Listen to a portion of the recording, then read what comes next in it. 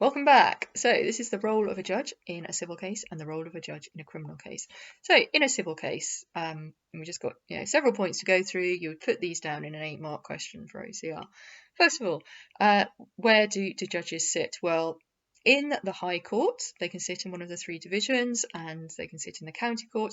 And when they sit in these 2 courts, they will sit alone and they will deal with all aspects of the case. So they will hear pre-trial matters, they'll talk about the timetable, they will check that the case is in the right track in the County Court. So is it small claims, fast or multi-track?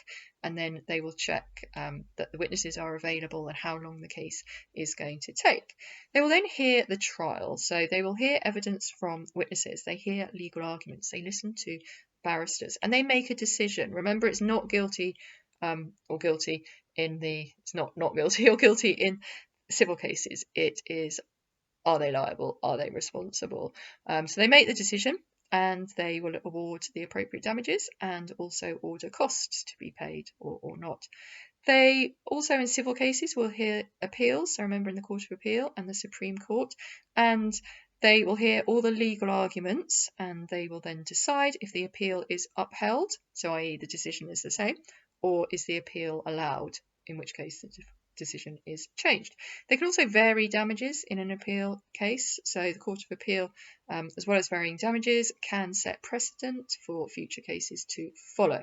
In the Supreme Court, there are 5 judges who hear the important cases on a point of law, and they set precedent for lower courts. So what does a judge do in a criminal case? Well, they oversee the case. They will listen to all the evidence with the jury and the barristers. They will then direct the jury on the law. So they will explain any legal issues that the jury need to be aware of, and they will sum up the case. So this would happen in the Crown Court. They will also sentence a defendant if the defendant pleads guilty. They do that. They will consider aggravating and mitigating factors and a pre-sentence report. If the defendant pleads not guilty but is found guilty, then they will do the same thing and sentence them at a later date. Court of Appeal will hear appeals against sentence and or a conviction, and they can confirm or vary the decision, or they could order a retrial. They also grant leave. Remember, that means permission to hear appeals in the Supreme Court. So when you're in the Court of Appeal, you need leave to appeal higher. When you're in the Crown Court, you sometimes need leave to appeal to the Court of Appeal. So these courts will grant permission. And they can quash or uphold a conviction in the Supreme Court. Supreme Court again sets precedent.